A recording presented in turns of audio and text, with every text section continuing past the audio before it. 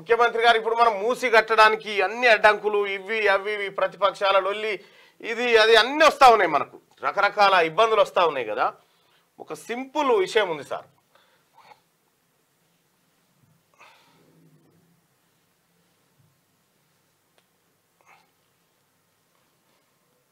ఇగో వీళ్ళు ట్రాన్స్జెండర్లు అట, ఫేక్ ట్రాన్స్జెండర్లు అట. అయ్యో అదో పరిశ్రమ వాళ్ళని గుర్తుపట్టిరు, మొత్తానికి గుర్తుపట్టి వీళ్ళు ఫేక్ అని చెప్పి తేల్చేసారు. వాళ్ళు గుర్తుపడతారు. ఇక ఇది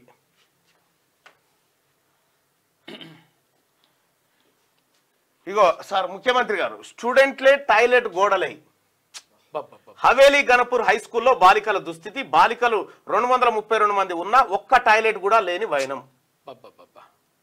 అమ్మాయిలు మూత్ర విసర్జన పోవాలంటే అమ్మాయిలు ఇట్లా గోడగా నిలబడాలంట. ఈడ బాత్రూమ్ గట్టంగా ఎవడన్నా అడ్డుకుంటే ముఖ్యమంత్రి గారు నేను చూసుకుంటా సార్. ఈడ ఎవడన్నా ధర్నా చేస్తున్నా సార్ కట్టొద్దనంగా, కట్టొద్దని.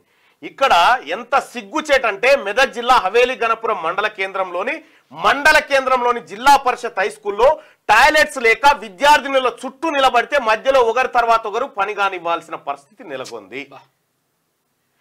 ఈ స్కూల్లో 540 మంది స్టూడెంట్స్ ఉండగా వారిలో 232 మంది బాలికలే.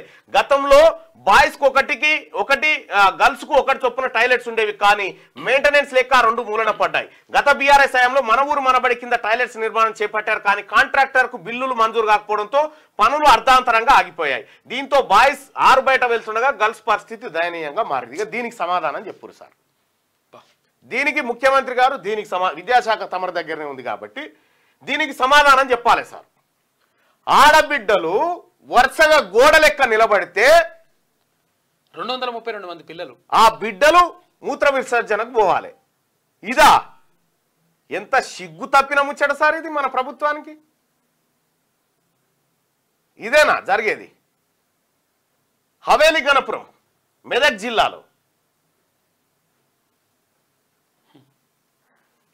ఇప్పుడు ఏం చెప్దాం సార్ ఈ సమాజానికి? ఈ ఫోటో ఒకటి మనం ఈ సచివాలయాన్ని కట్టుకుందాం సార్ పెద్దగా. మూసీ మీద ఉన్నటువంటి ఇంట్రెస్ట్ ఈ బిడ్డల మీద ఉండదా మనకి? 1000 కోట్ల రూపాయలు అక్కడ అవసరం లేదు కదా దీనికి. ఇక్కడ బాత్రూమ్లు కట్టించేందుకు లేదు, సర్కార్ బడులు బాగు చేసేందుకు లేదు. నిన్న యాదగిరిగుట్ట గవర్నమెంట్ జూనియర్ కళాశాల తనిఖీకి పోయిన నేను. పోతే 230 మంది పిల్లల నుంచి 90 మంది పిల్లలకు వచ్చింది కాలేజీ. మొత్తం రిజిస్టర్ తీసి చూస్తే ఎస్సీ ఎస్టీ బీసీలే, ఇంకో లేనేలేడిగా. వీళ్ళు చదువుకునే స్కూల్ని ఎందుకు డెవలప్ చేస్తారు? వాళ్ళు దొంగలు పెట్టుకున్నటువంటి కార్పొరేట్లు కార్పొరేట్ గవర్నమెంట్ ఇది చూసిన తర్వాత తల్లిదండ్రులు ఎవరన్నా గవర్నమెంట్ స్కూల్కి పంపుతారా? ఇదేమన్నా ముఖ్యమంత్రి గారు ఇది మంచిగా అనిపిస్తున్నది మనకు ఈ వ్యవస్థ. అరే స్కూళ్ళను బాగు చేయరు అంటే స్కూల్ బాగు చేయరు, స్కూళ్ళ బడ్జెట్ పెంచురు సార్, అంచనాలు పెంచురు. ఎవడని అడిగితే అడుగు. ఎంత దుస్థితి అంటే స్టూడెంట్లే టాయిలెట్ గోడలై ఇందులో మన పిల్లలుంటే మన బిడ్డలుంటే మన నాయకులు, మనం రాజకీయ నాయకులం కదా, మన బిడ్డలుంటే మన బిడ్డలకి పరిస్థితి వస్తే మనకేమైనా సిగ్గు వస్తుంది. పేదోని పోరాడు కదా, పేదోని బిడ్డ కదా ఆడున్నది, అందుకే మనకు పట్టింపు లేదు. ఏడికి పోవాలా? ఆ బిడ్డల పరిస్థితి ఏంది చెప్పండి.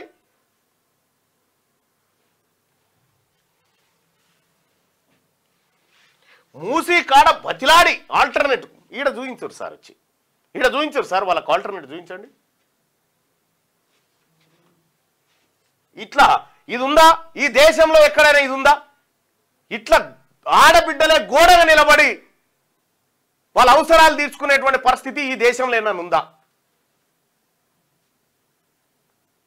ఇక పెద్ద డైలాగులు వద్దు సార్. ఇక మనకి ఎందుకంటే పెద్దగా డైలాగులు, పేదవాడు, గ్రీన్ ఇవన్నీ వద్దు. ఇక మన పర్ఫార్మెన్స్ కనిపిస్తుంది. ఇక్కడ సిగ్గుతో తలదించుకుంటున్నాం సార్.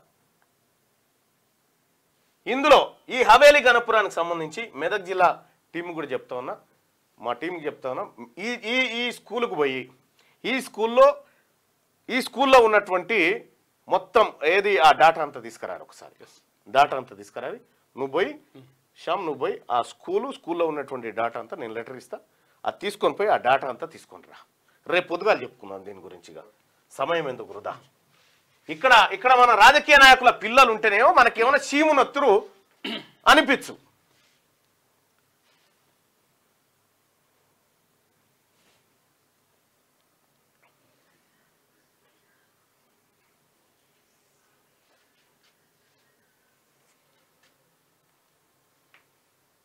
అది పరిస్థితి. ఇక ఎవడేం చేస్తాడు.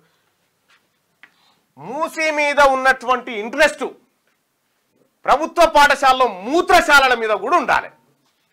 మనం చెప్పేది అది. క్యూ న్యూస్ ఛానల్లో పనిచేయటకు అనుభవం గల సీనియర్ వీడియో ఎడిటర్స్ కావాలను సంప్రదించవలసిన నెంబర్ 8688926084.